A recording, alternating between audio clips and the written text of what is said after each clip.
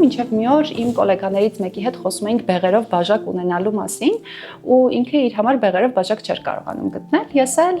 ասացի, որ կարող եմ սարքել, շատ ինձնից գոհ ու գրազ եկան, կարողանամ թե չեմ կարողանա։ Եկա տերակոտա, սարքեցի բաժակը ստացվեց բեղերով, բայց ֆունկցիոնալության առումով շատ վատն էր։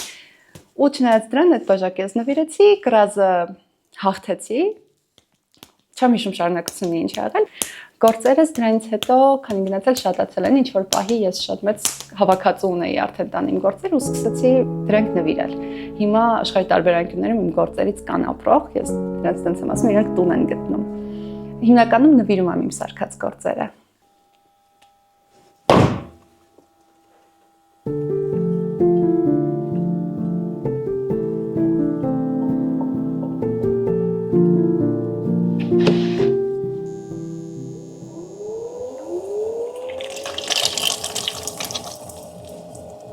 Եկա, փորձեցի, ինձ շատ դուր եկավ, թե ոնց է այդ ընթացքը փոքր մոտորիկայի հետ աշխատելը, դու համբերությունը շատ զարգացնում մարդու կավի հետ աշխատելը, այդտեղ դու շտապել չես կարողանա, կավը չի սիրում, երբ որ շտապում են իր հետ աշխատելիս,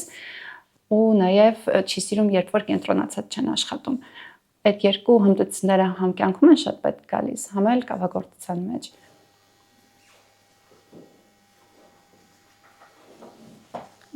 Ես հիմա անում եմ, կոչվում է կենտրոն գցել։ Այսինքն, որպեսզի մենք սկսենք աշխատել, հիմնական մասը անենք, պետք է սկզբում այնպես անենք, որ մեր կավը պտտվի իր առանցքի շուրջ համաչափ եւ համատար լինի, միատար լինի։ Ընթացքը, որ ես անում եմ, դա բարձրացնելու եւ իջացնելու process է, երբ կավը բարձրացնում ենք եւ հետո իջացնում ենք։ Ես իմ առաջին դասի ժամանակ, երբ որ եկել էի կավագործության, առաջին բանը, որ արել եմ, դա կավի համը տեսնելն էր, ինձ հետաքրքիր է շատ, թե ես ինչի հետ եմ աշխատում, ինչ համ ունի դա, ու երկրորդ բանը դա ջնարակի համը տեսնելն էր, որը ոչ մեկին խորհուրդ չեմ տալիս, որովհետև ջնարակը ուտելու համար չի, դա ապակի է, չնայած փոշու տեսքով, ու ամենայն դեպս ուտել չի կարելի, բայց ես բնականաբար փորձել եմ ու համով չէր։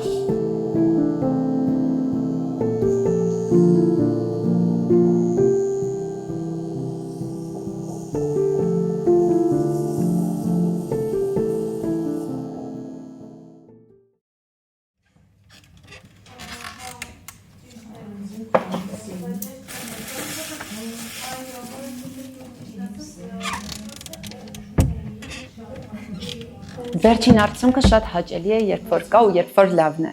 բայց հա, շատերը գալիս են ընթացքի համար, գալիս են միմյանց հետ շփվելու համար, որովհետև տերակոտայում հնարավոր չի, առհասարակ կավով զբաղվելիս հնարավոր չի հեռախոսով զբաղվել ու մարդկանց դա պետք է պատրաստելով ինչ-որ շատ մեծ եսքանչգործ չեն սարքեն որևէ փոքրիկ, պարզ ու այդ ընթացքը հիշեցնող բան։ Ենթադրում եմ, որ հենց այդպես էլ կա մարդիկ, ովքեր որ կավագործությունն են ընտրում որպես ժամանակ անցկացնելու ձև, ոչ թե ինչ-որ էքստրեմ սպորտաձև օրինակ, որը կարելի է էլի մեկ անգամով գնալ, այդ մարդիկ փորձում են իրենց մտքերը ու անհանգստությունները կավի միջոցով հանդարտեցնել, էմոցիաները ավելի տիրապետելի դարձնել։ Իրականում դրանք տարբեր են ու տարբեր երկրներում տարբեր կերպ են, սկսած նրանից, թե որ կողմ է պտտվում դուրգը։ Մեր տարածաշրջանում, Եվրոպայում, Ամերիկայի մասում դա պտտվում է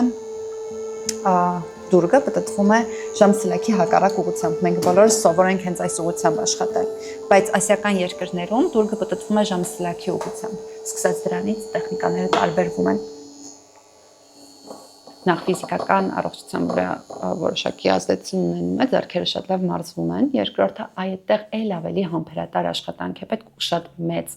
աշխատանք, որովհետև դուրգով լավ տեխնիկայով աշխատելը բարդ է։ Տղամարդկանց համար ավելի հեշտ է, նրանց ձեռքերը ի սկզբանե ուժեղ են, կանանց համար տեխնիկային տիրապետելը շատ կարևոր է։ Ու ինձ համար տարիներ են պետք եղել, մինչև որ ես դա սովորել եմ, իսկ հանձնվել կեսից ես բացարձակ չէի պատրաստվում։ Ճիշտ է, դադարներ եղել են հենց դուրգի հետ աշխատելիս, որովհետև ինչ-որ պահի դու հոգնում ես անընդհատ չստացվելուց, իսկ անընդհատ չստացվելը սկզբում բնականաբար լինում է, ու դադարներ ունեցել եմ, բայց յուրաքանչյուր անգամ, երբ որ դադար է եղել, դրանից հետո ինչ-որ մի աստիճան ավելի բարձրից եմ սկսել, շարունակել։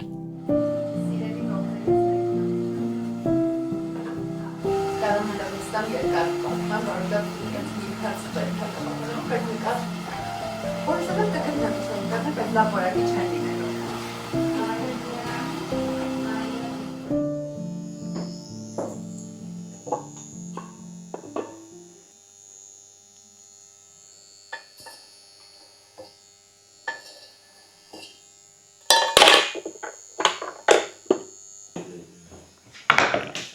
Բացի դրանից, նաև ես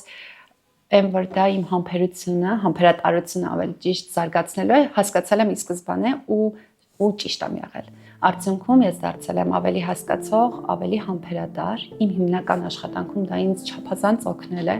Ես դարձել եմ ավելի լավ սովորեցնող,